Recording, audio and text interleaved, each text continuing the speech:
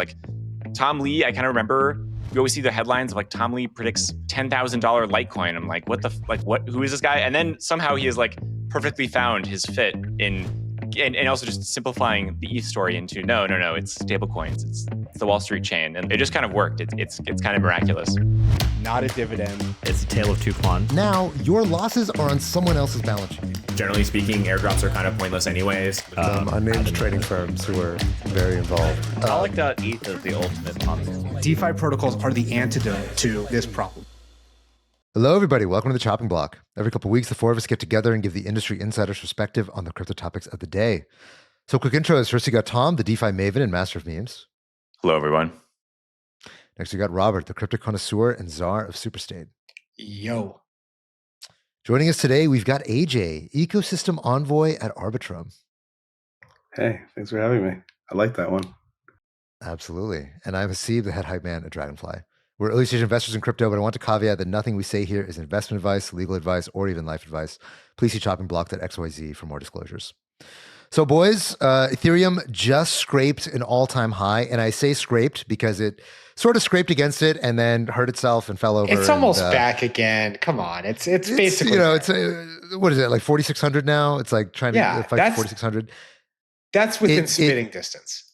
Yeah, so it hit 4,900 something, like 4,950-ish, I believe. Spitting distance of 5K. All-time high was previously 4,885 in August of 2022. That was 3 years ago. So unfortunately, after that, there was just a cascade of liquidations. Markets pulled down quite a bit over the week, I think over the right on Sunday, Monday timeframe. But there's been something of a recovery. It seems like animal spirits are back, even though a lot of the leverage has been flushed out of the system. So we've seen so far year to date, despite the fact that Bitcoin has had a pretty historic rally, Ether is actually up relative to Bitcoin this year. Ether is up about 45% compared to Bitcoin being up 25%. There's been a lot of excitement about the macro environment changing.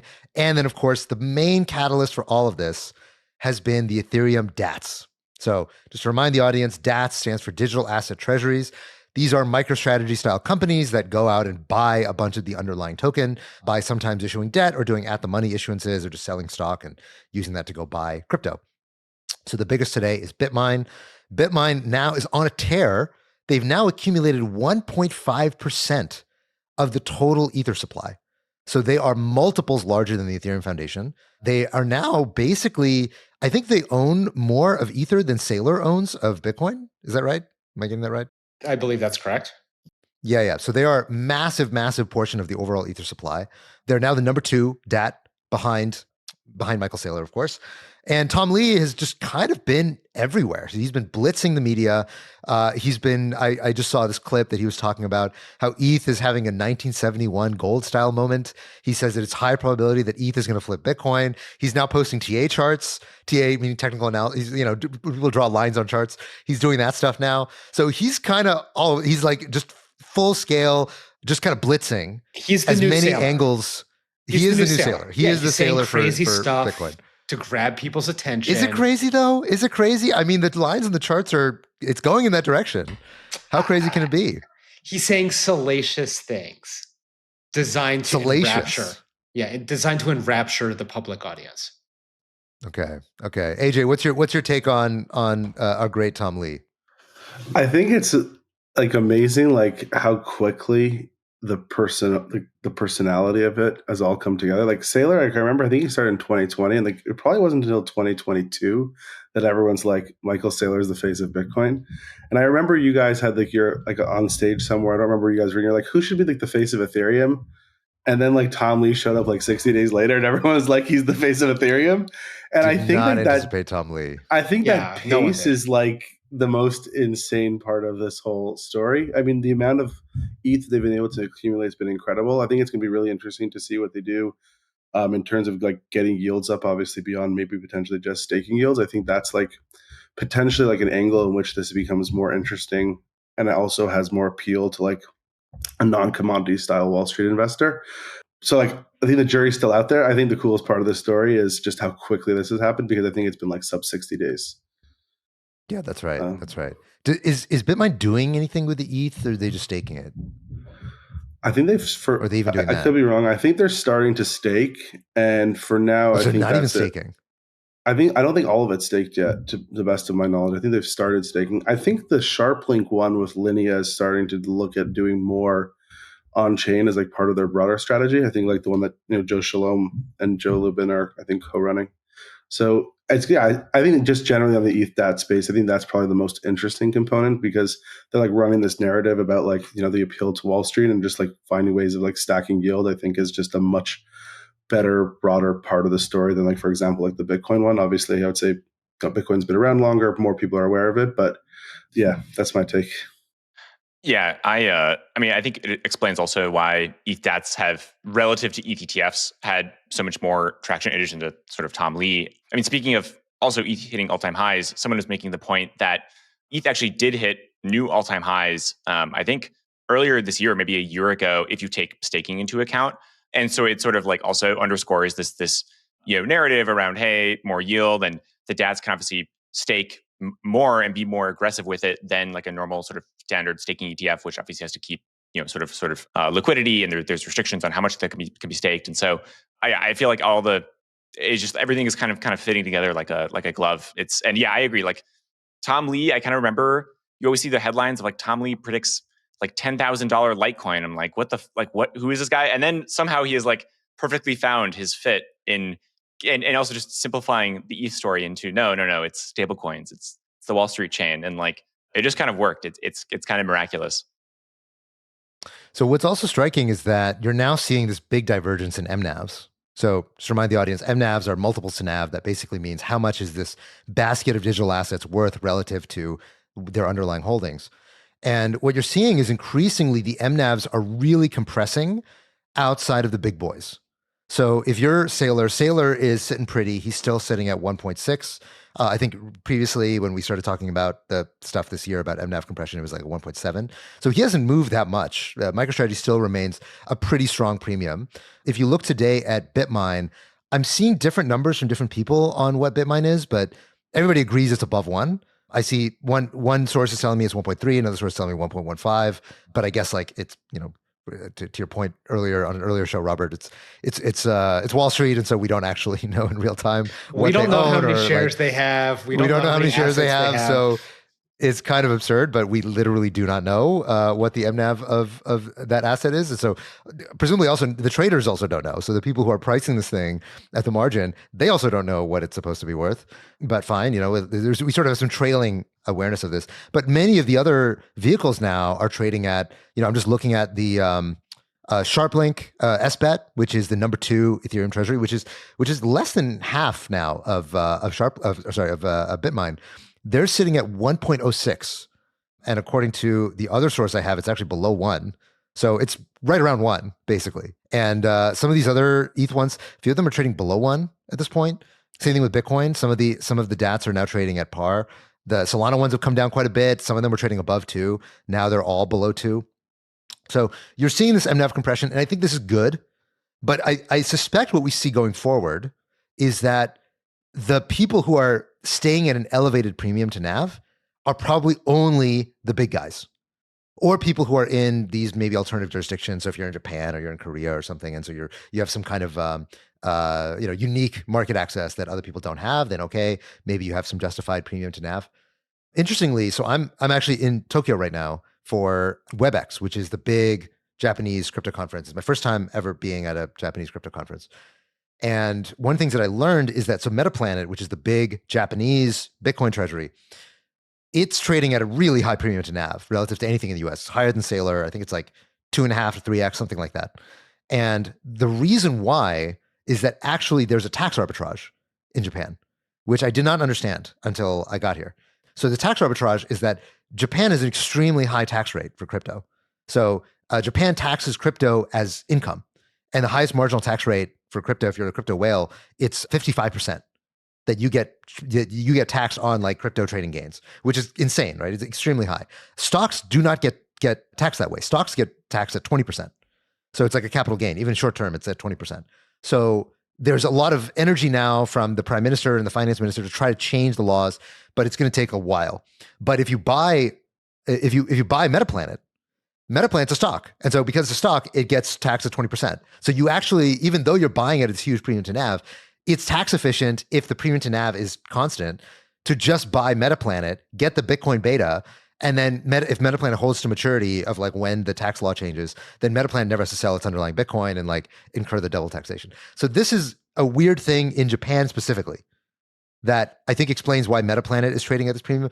Ironically, it's the opposite in the US, right? In the US, paying corporate tax, like corporate tax is like sort of double taxation, right? Because the company's being taxed at the same time as, and you have to pay the management team and blah, blah, blah. So there is an implicit drag to having your money in a DAT as opposed to owning a Bitcoin ETF, right? ETF, the whole reason why we were so excited about ETFs, because ETFs are tax advantaged. Like they have all these wonderful properties of ETFs that are so great. But we're in this weird moment now that I kind of think it's going to be sustained, that the big DATs are the only ones that are going to sustain these premia. And the smaller ones, like number 3, number 4, number 5, they're probably just going to slowly glide down to 1x and stay there. Yeah, well, I think this all comes down to the brand value of the shell that holds the crypto. And I think that comes down to the spokesperson for the DAT. I think there's, an extremely high correlation between how enrapturing the face of the DAT is and its outperformance.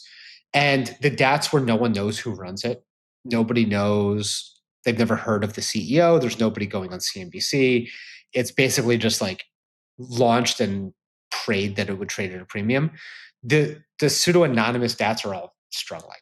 And to your point, a lot of them are trading at discounts now because they look like closed-end funds run by questionable outperformance or management teams or whatever. And closed-end funds with fees oftentimes trade at discounts to their NAVs. That's the history of Wall Street, right? You can't actually take your assets out. You can basically just hold this box of assets that is worse than holding the underlying in a lot of cases because there's fees and there's costs and there's taxes and there's all of these things on top. And so this goes back to why was there outperformance in the first place? Why did MicroStrategy grow so big? And it's because, the charisma and the brand of Saylor and being able to tell the narrative to an extremely large investing community, not just of like retail people buying the stock, but also of hedge funds buying convertible bonds from the issuer. And coming up with all of these like corporate finance strategies and tools, that's what led to its growth. And I don't think you're going to see the debt and the convertibles and the leverage and like the toolkit come to be for companies that are essentially like anon shells. Yeah, I think that's absolutely right.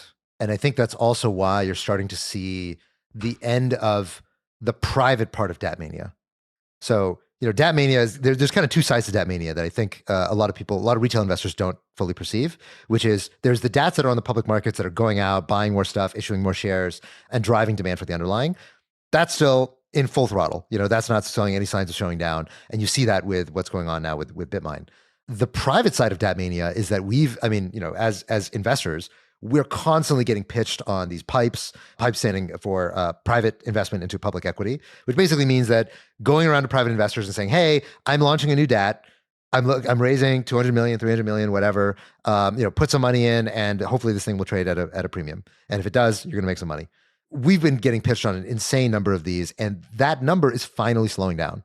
And it's slowing down because people realize that it's really hard to make these things trade at premium.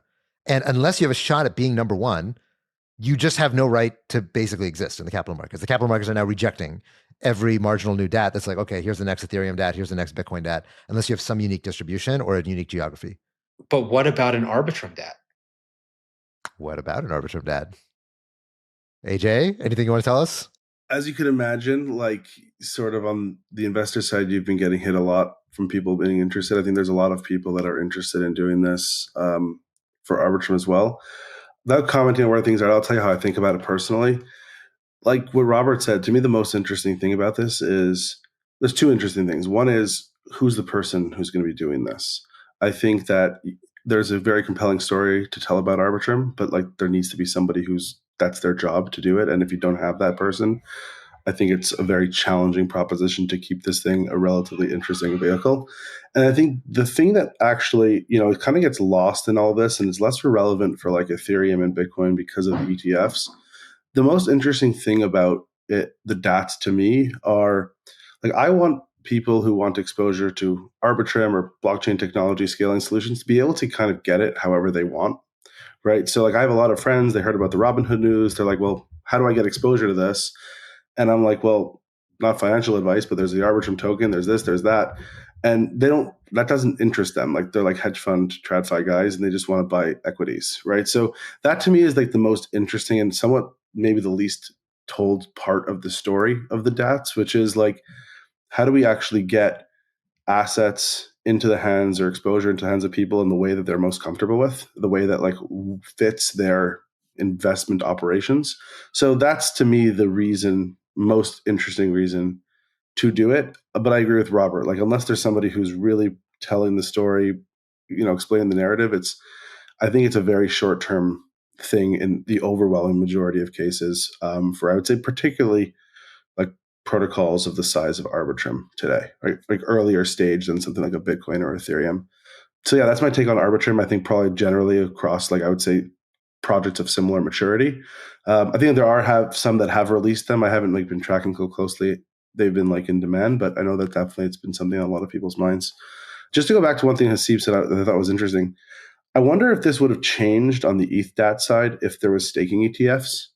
Because one of the unique parts about this structure is that you have the ability to actually put the capital to work, be able to, let's say, borrow against cash flows in a way that the staking ETF, the lack of staking ETFs don't let you sort of mimic on an individual or personalized basis, or even for a hedge fund, right? So I wonder if that's kind of feeding into this a little bit in terms of the premiums to NAV. And obviously, the bigger you are, the more leverage you have to be able to borrow against your cash flows, the more better cash flow opportunities you might even be able to get. So I wonder if it's not even just the brand side, but there's actually a structural advantage. Like in Bitcoin, there's not as, Michael Saylor obviously has it because, I don't even know how relevant the MicroStrategy cash flows are today, but that's originally how it started, right? He had this cash flow business, very high gross profit margin that he was just leveraging against.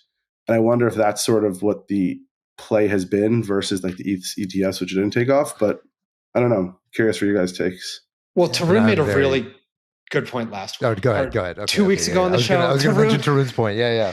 Tarun made a great point a couple weeks ago on the show.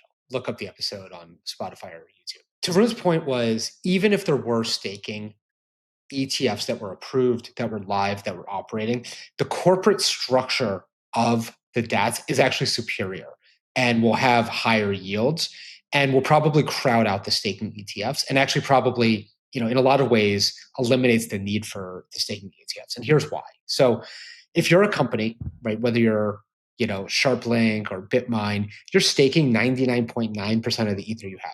That 0.1% that you're not staking is probably some combination of rewards and or purchases from the last 24 hours, right? It's entirely staked. And this works because in a lot of ways, it looks like a closed-end fund, right? You don't have to make any redemptions. There's no creation and redemption. You're just putting more and more Ether in over time, and it's never really needing to be unstaked, and it's never needing to be removed. Whereas with an ETF, you have to be able to meet the liquidity needs of the, creation and redemption process by the authorized participants who mint and burn, so to speak, ETFs. Because, if you have an AP coming in and saying, hey, I want the underlying back, right? If it's staked, you can't give it back. So you can only stake a fraction of the total assets, right? You can't stake 100%. Maybe you can stake 70%. Maybe you can only stake less than that because the Ether withdrawal queue has gone from a couple days to 2 weeks now, and it's incredibly busy. And so as an ETF, you run into major structural issues if the staking rate gets too high. Maybe it's a higher utilization rate on something like Solana. It doesn't have as long of a withdrawal queue. Maybe it's longer on Ether, so you can stake less. These dynamics haven't been seen yet and haven't been put into practice. But fundamentally, the closed-end structure, when it comes to staking utilization, is superior to the open-ended structure. So, okay, here's my counter argument to that. So the first thing is that obviously the corporate form is not designed for this kind of thing because of the tax drag. Right. When you're doing staking in the corporate form, you're paying taxes on the staking income, which means that if, to your point, you're 70% utilized, but then you're paying corporate tax, it's kind of a no-op, right? You're basically getting the same outcome, except, if you're actually selling the Ether at any point, then you have even bigger tax realizations that are just going to absolutely murder you if you're investing into a company versus an ETF. That's why ETFs were created, is to be this kind of tax advantage pass-through exposure to the underlying. Now, I think you can ameliorate a lot of the problem you described of like, oh, hey, staking queue, blah, blah, blah. What about liquidity? By instead of having 30% of the assets unstaked, for example, you can have 30% of the assets sitting in, ST ETH. And that gives you the ability to pretend, or whatever, some portfolio of staking tokens plus natively staked ETH. And my guess is that if you're the ETF, you have the ability to really negotiate down the fees that Lido is taking on, or any of these protocols are taking on basically staking tokens.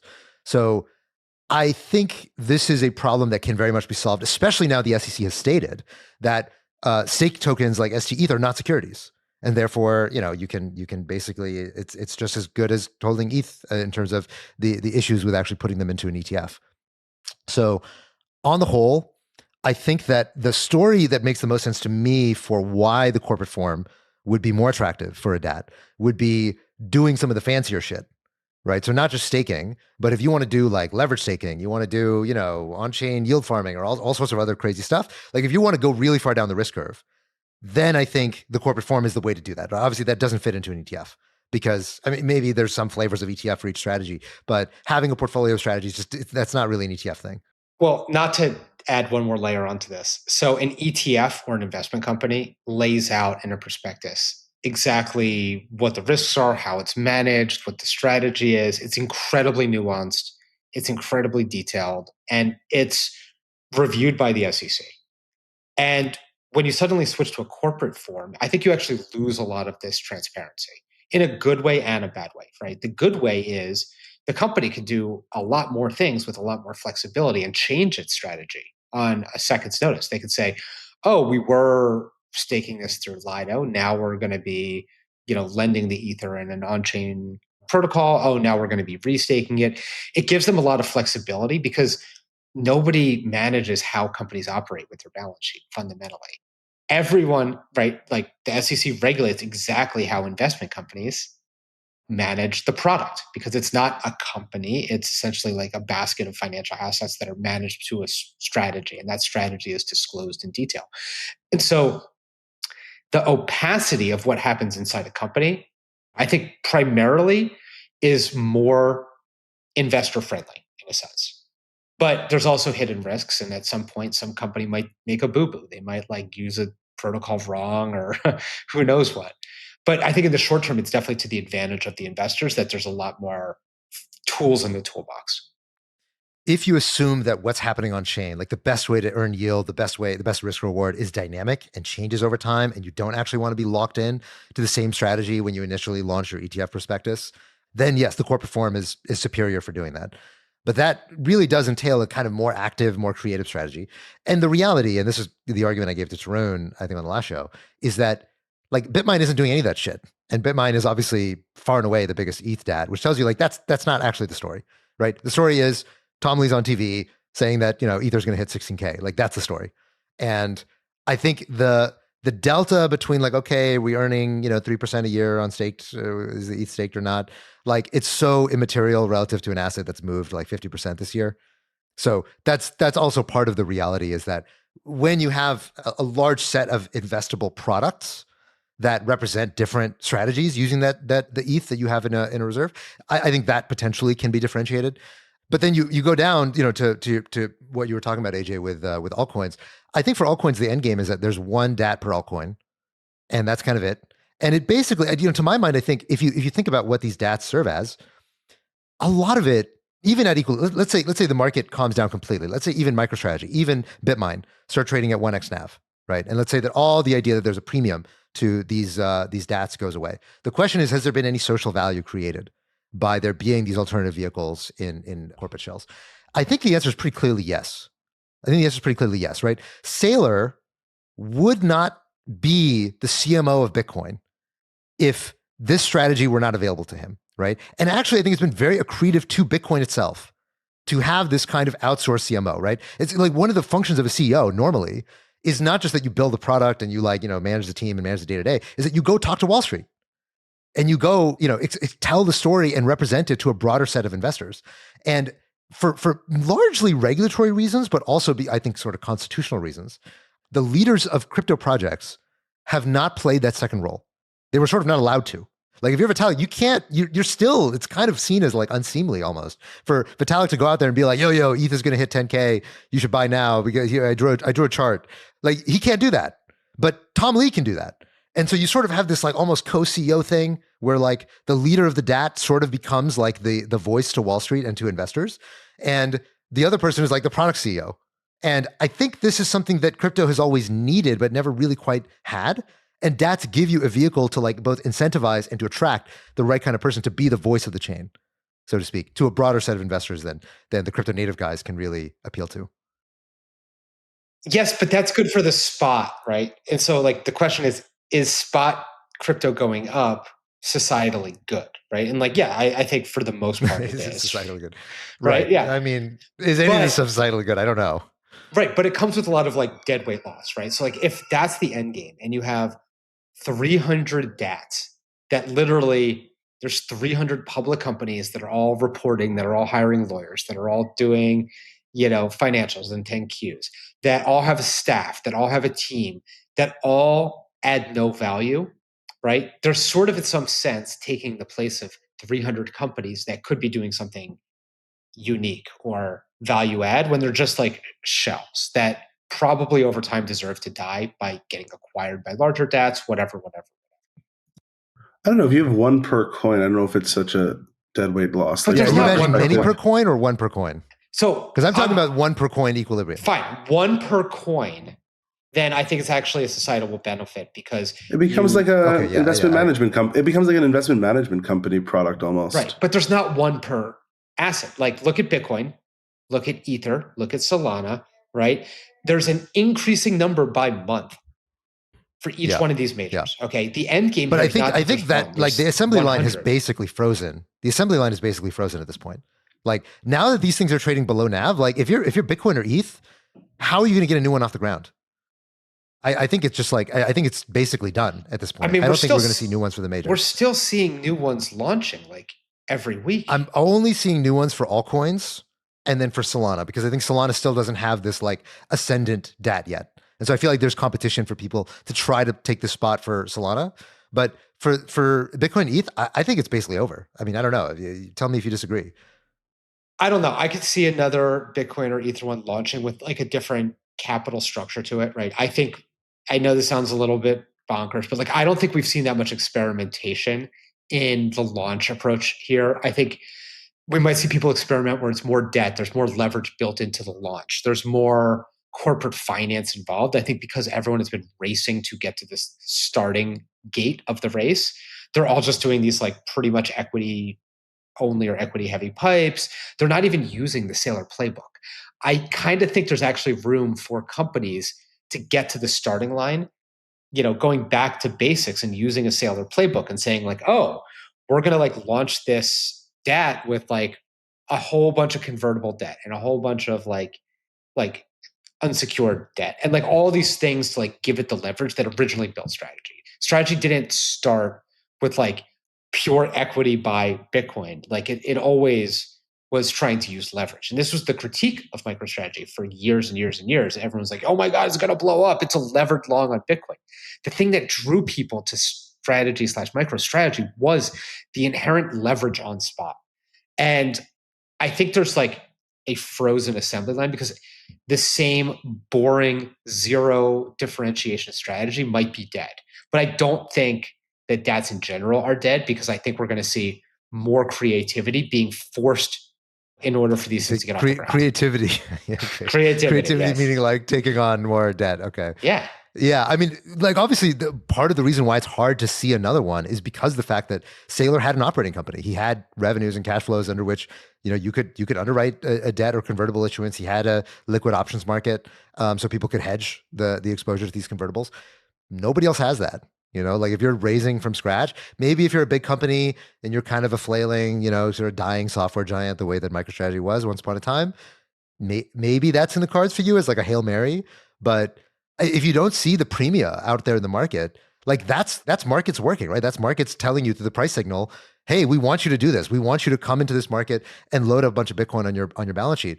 The market's telling you, don't do that. There's nothing here for you, right? So I think people are largely heeding that price signal. I don't know, Tom, what's your perspective? Yeah, I tend to agree. I think also I'm very curious to see what happens when these start to trade below mNAV for a longer period of time. I mean, there's a lot of sort of theories around, hey, there will be more consolidation. Will it be sort of activists going in and trying to sort of raid the treasury? Will sailors go up and roll up a bunch of these kind of things, or roll up the altcoin ones and sell it for Bitcoin? But I tend to agree, like, you need liquidity. I think there's inherently sort of consolidation effects here. So I don't know, maybe there will be some creativity. Like I'm a little skeptical, but I tend to agree. It's kind of like, I think of like a little bit, frankly, like the early Grayscale trusts, where it's like, yeah, you can disagree with a lot of the structure, but they did provide access to a lot of assets that people just couldn't otherwise get access to. And like, they still persisted for a very long time. So I don't see why this is not just an enhanced version of that. I mean, by the way, I just want to like favorite that thing you just said, because I hadn't heard that before, which is, seeing like a strategy coming in and buying up Ether DATs and converting them to Bitcoin. Like, I think that would be so entertaining and cause so much conversation on Twitter. I can't wait to see the crazy narratives that emerge when there starts to be like DAT M&A and people cannibalizing each other and being like, a Solana DAT buying an Ethereum DAT and being like, we converted the Ether to Sol, like, and all these things. So I think that's such a cool idea. High seas piracy, you loot the booty and then you scuttle the ship. Interesting. Yeah. It ties back to the whole, a little bit to like the whole adversarial M&A stuff that was going on last week with Layer Zero and Stargate. But interestingly, so one thing I've increasingly started to think, so you saw this recently, that SharpLink announced that they were they were potentially going to buy back their own stock, meaning that they were going to sell the underlying if they traded below NAV. And this caused SharpLink to rally, I think I don't know if it was a large amount, but it rallied on the back of this. And unsurprisingly, because like, yeah, okay, as a shareholder, I want my shares to be worth the most. And like this concept that I will sometimes sell the underlying token if my shares are trading below NAV, in order to bring myself back, sort of financial engineering, which is kind of what you would think that is the mandate of a company like this. I think this is something you can only really do if you are the second largest or third largest or fourth largest DAT. If you are the largest DAT and you start selling the underlying to buy back your stock, then it's game over, right? That's how you start a death spiral. And so I think Saylor knows that he can never sell Bitcoin. And I think Tom Lee knows that he can never sell ETH. And they have not said this. They have not said, we will potentially sell the underlying in order to buy back our stock if we're trading below NAV. And I think it's wise to do so because there really is a delta. If you're SharpLink, if you sell ETH, it's kind of like, well, whatever, Tom Lee will buy it. It's fine. Like, there's still a story there that like why the DAT buy pressure will continue. But like, if you're Tom Lee, you got to go down with the ship. And so I think there is also this very large difference in behavior. So if you're, let's say you're the fifth largest ETH DAT, okay? And you're trading below NAV, and you're just like, well, shit, we should either sell our stock or buy back the thing, or somebody else comes in and acquires us. Okay, let's say Saylor does this malicious acquisition. He's like, you know what? I'm going to buy this ETH DAT, liquidate it for the underlying. I think Tom Lee then has to come in and like bid over the top and say, no, I'll acquire you at 1x NAV and not sell and like just keep the ETH. Exactly. Yeah. And not sell the ETH, right? Exactly. So you'll probably get these adversarial bidding wars start to take place from like the sort of captains of each ecosystem, would be my guess of how this plays out if you start to see mNAVs really go far below 1. And like this becomes a more attractive form of, as you put it, Tom, piracy, DAT piracy. It's going to get so spicy. I cannot wait to watch as like just a observer of this. It's going to be interesting. Okay, so all right. Speaking of spicy, there was some news from the WFE, which is not a wrestling federation. This is the World Federation of Exchanges. Okay, so this reps like old school exchanges like NYSE and NASDAQ and whatever. And the World Federation of Exchanges sent a letter to the SEC Crypto Task Force and said that tokenized equities are bad. Tokenized equities mimic equities but lack shareholder rights and trading safeguards. They create investor risk and market integrity issues. Basically said, you should not let these guys call themselves equity because it's leading to misunderstandings in the market and you guys should crack down on it. So Robert, as the crypto connoisseur and the captain of, or sorry, not the captain, the czar of Superstate, what is your take on the WFE coming in and trying to lay the smackdown on tokenized stocks? Yeah, I mean, a couple things. So one, the WFE is not even based in the US. It's based in the UK, I believe. Oh, It's really? not, Okay. yeah, it's not like a US group. It's sort of like a global So it doesn't, trade. sorry, my fake news. So it doesn't represent the big US exchanges? No, I mean, no, it has members, I think, in exchanges in many different countries, but it's like it's like an international trade association. And they love putting tokenized stocks in air quotes, like it's like so-called tokenized stocks. They keep on using quotes and air quotes and all these things, and they have a point, but I think this is also extremely sensationalist. So here's the point: they're referring to one very specific flavor of tokenization, which is a third party goes out and buys a bunch of a company's stock and puts it into an SPV and issues a token against it. It might be a totally different asset. It is a totally different asset. Hester Peirce in her speech a few weeks ago, it's not magic or whatever the title of it was, says something similar. You can go out and take a stock and put it into a token format, and you've created something new, right? When a third party that's not the issuer does this, you are fundamentally making something new. It's not alchemy, it's not magic, it's just making a new instrument. It might be a derivative, it might be a swap, it might be a security, it might be a security entitlement. It depends on like what exactly it is. Some of these things might be redeemable for stock, most of them probably aren't. They're redeemable for a cash value. It's fundamentally different than the actual stock that you would buy in a brokerage account. It doesn't have the same dividend rights necessarily. It doesn't have the same voting rights necessarily. It doesn't have the same cost structure necessarily. It doesn't have the same credit risks. Fundamentally, it is a different asset. So I will give the WFE a little bit of credit in that they've identified something which the SEC has already identified, which is it might be a different asset. But this is one approach. And Robert, to be clear, this is the Robinhood tokenized stock structure, correct? This is the Robinhood structure as they did it with OpenAI, right? This is creating a third-party instrument that's not made by OpenAI. It's someone going out. But isn't that also how they're doing most of their tokenized stocks, like to get the 24/5 trading and all that? There's a little bit of nuance there, but like let's just say generally, right? Generally, you have a company saying we have tokenized stocks that we made, right? Which is different than an issuer, OpenAI, saying we have tokenized our own stock. This is our Class A common stock that happens to now be on a blockchain where we're using a blockchain for record keeping, in addition to databases, in addition to, the legacy system. Two very different approaches to tokenization. Third-party wrappers versus it's done by the issuer themselves. And the WFE is only seeing the wrapper model and using that to demonize tokenization in general. And this makes sense, right? They represent exchanges. They represent incumbents. They represent people that don't want to see any market share leak into the crypto ecosystem. They don't want trading to occur outside of NASDAQ, NYSE, London Stock Exchange, TSE, whatever. And so, I think they're using a little bit of a straw man here. They're taking one format of tokenization and using it to paint a very broad brush, as opposed to taking what should be a correct and nuanced look at it, saying there's actually multiple different approaches to tokenization, as even the SEC understands. This one approach might not be good, but they're painting with a very broad brush here, and I think it's a little disingenuous. And we'll see where it goes, but I think they're telling things to the SEC that the SEC already knows, and so I don't think this is going to change anyone's mind. Why do you think this is not going to change anyone's mind? I mean, I'd assume exchanges are a very big constituent of the SEC, and like this lobby getting pissed off about tokenized stocks probably matters, I'd assume. I mean, listen, the SEC in Hester Peirce's speech on like the different forms of tokenization already came out and said everything in this letter.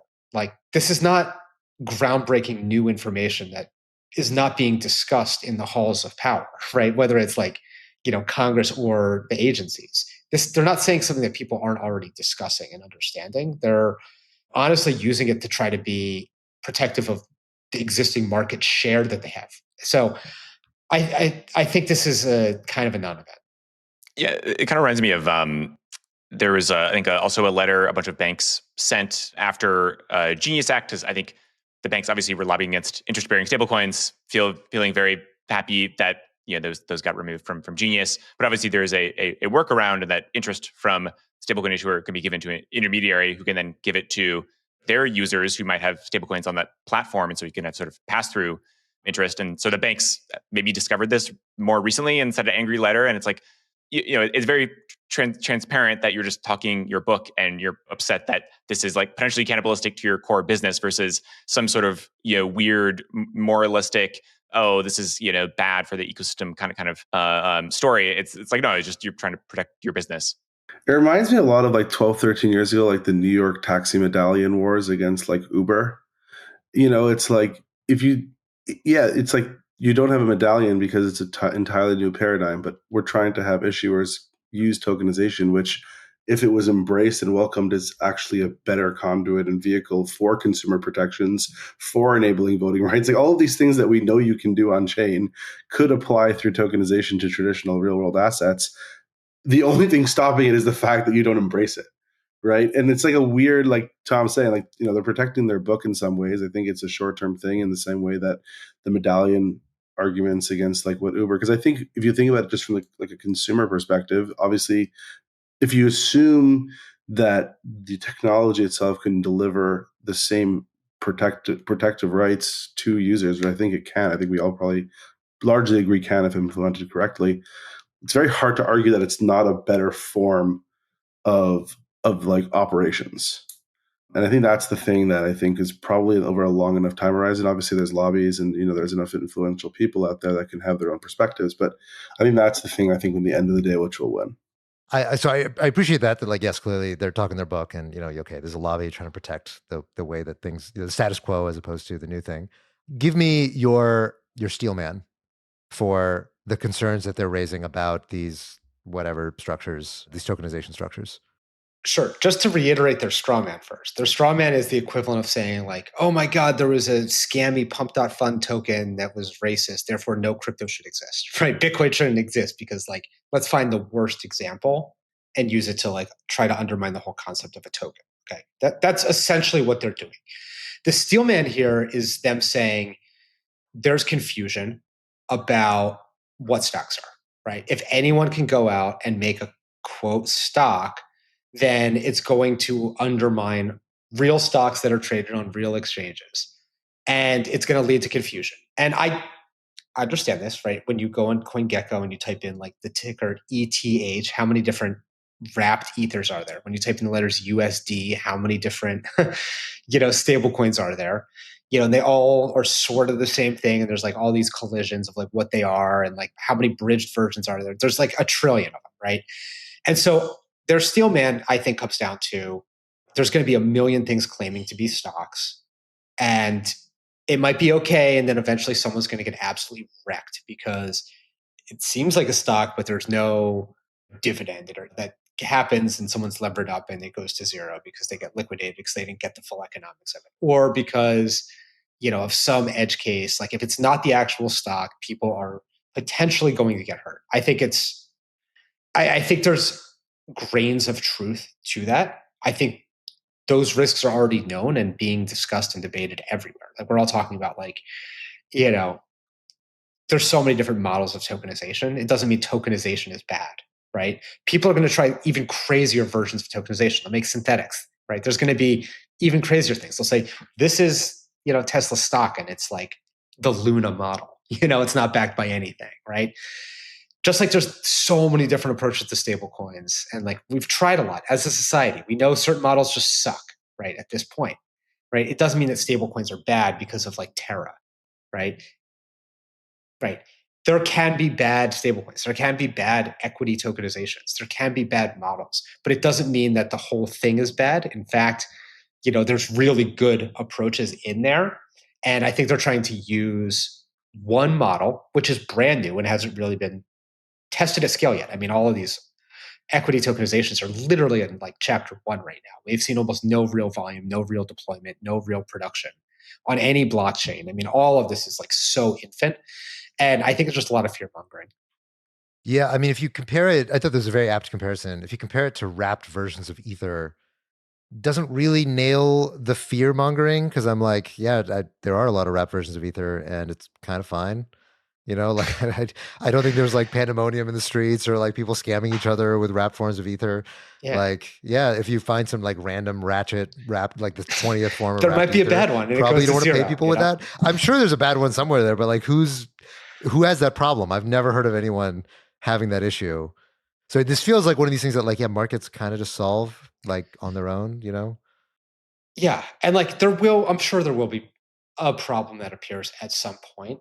But I think anyone trading these generally is going in sort of with their eyes open. We'll see. I mean, crypto is a bunch of early adopters. People are in this market already taking way bigger risks than the fact that, there's multiple different approaches to tokenizing Tesla stock, right? Some of them are good, some of them might be bad, but people will generally mostly get what they are expecting to get. Yeah. Okay, so let's use that as jumping off point to talk a little bit about Arbitrum and what you guys are doing with Robinhood on the tokenization side. How's it work, AJ? Yeah, explain to us like what's going on, how exactly does it work, and why is it not going to explode? So there's a lot to their different approaches to their tokenization model. Obviously, they're very focused right now on like the MiCA compliance. I think it's only available in Europe, and they're working very closely with those regulators. I don't know if you guys saw the chalkboard that Vlad had. I know you guys had him on the show last week. I did but see the chalkboard. If you look at that chalkboard and you understand all of that chalkboard, then that's really it. So look, I mean, in terms of like the intricacies of the regulatory stuff, I know they're doing a lot of work both with the European regulators, obviously their acquisition of Bitstamp, and I mean, they have a very phased and structured approach to how they intend to roll this out. You know, I think to Robert's point, like, you know, it's chapter one, but what's unique, I think, about the positioning of Robinhood is they are at the forefront of that consumer interaction. And, you know, even though there might be a lot of different approaches, some approaches better than others, like they're probably, and, you know, this is why we're very excited to be working so closely with them, the most likely to be able to touch the traditional user in a more operationally effective way through their mechanisms. And I think it's important that they get it right. I think it's important that they work closely with regulators. Obviously, they have the platform, I'm sure, to be able to have those conversations. Yeah, but in terms of us, so I think, you know, a little bit about sort of how Arbitrum and Robinhood are working together. I think one of the things that made, so obviously just, you know, in case your users are unaware, they had this whole big fancy thing, which I was fortunate enough to attend in Cannes, where they had a very elaborate and exciting announcement where they announced two main things amongst other, I would say, announcements. The first is that they're going to be issuing tokenized stocks. They started with like 200 only in the EU. So you, like, for example, if you are in either Singapore or the US, you don't see the ability to buy tokenized stocks just in European countries. And they're doing that currently on Arbitrum 1, which is like what most people call Arbitrum, the public Arbitrum chain. And their second announcement that they made is that they plan on launching their own chain, currently known as the Robinhood Chain, in which they intend to sort of build an ecosystem and around their products, primarily tokenized stocks. From our perspective, it's very exciting. I think when we think about how we've been trying to position Arbitrum, and we can talk about sort of the business model behind it, we've been very focused on, I would say, what we call this like barbell approach, because we think it makes Arbitrum unique in the market, which is, I think by most accounts, like a top 5 blockchain by economic activity, right? If you think about particularly on the DeFi side, perps, swaps, etc. And then like a stack that's very flexible and modular and adopted for people to be able to use. And our whole thesis is that we want to build very liquid, deep, credibly neutral, secure block space for institutions, individual developers that want to launch on a public chain. And as they work through their journey, they don't have to think about switching stacks. They can work with the same team, same technology stack, and continue to launch their own chain. The reason why people would want to launch their own chain, and I spoke a little bit about with Vlad last week, is if you think about the economic models, is particularly in an L2 architecture, if you have the users, it's extremely high gross profit margins. So something like Arbitrum 1 and Base, they operate at like 93 to 96% gross profit margins on transaction fees. And if you have your own users, not only does it stop you from basically, especially if you're paying on behalf of your users, from having additional operating expenses, you can convert that, you know, into additional forms of revenue, both in the forms of transaction fees and also priority fees, which is like the equivalent of transaction ordering, which is becoming a larger and larger percentage of fees. So, you know, our whole thesis is when we talk to teams, and Robinhood included, like we don't tell them you should launch your own chain or you should launch an Arbitrum 1. We try and understand what they're trying to do, and then build a structure and cadence for them to make sure that our product offerings can support what they're trying to build. So that's like the high level of it. So AJ, I would say Robinhood Chain is probably like last cycle. I think the biggest BD deal of the entire cycle was probably when Polygon got Starbucks, right? That was kind of like the shot heard around the world of like, oh my God, crypto's like it's happening, guys. This feels like this cycle, it's Arbitrum getting Robinhood Chain. I know there's many BD people who listen to the show.